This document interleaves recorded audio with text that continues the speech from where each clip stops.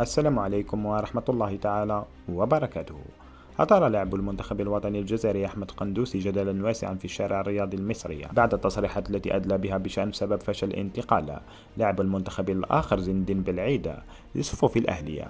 ويلعب قندوسي معارا في صفوف سيراميكا كليوباترا قادما من النادي الأهلية.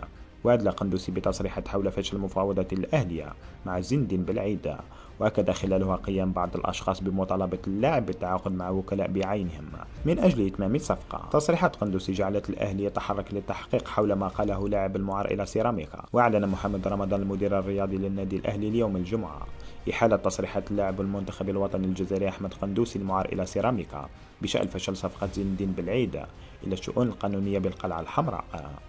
وقال الأهلي عبر موقعه الرسمي إنه سيتم مخاطبة نادي سيراميكا لاستدعاء قندوسي للإدلاء بأقواله بخصوص ما صدر عنه. وفي الصيف الماضي كان زين الدين بالعيد قريبا جدا من التوقيع للنادي الأهلي، حيث تم التوصل إلى اتفاق وتم التفاوض على شروط العقد بشكل جيد قبل أن يتفاجأ الجميع بفشل إتمام الصفقة. وانتقل المدافع الجزائري زين الدين بالعيد إلى الدوري البلجيكي خلال سوق الانتقالات الصيفية الماضية.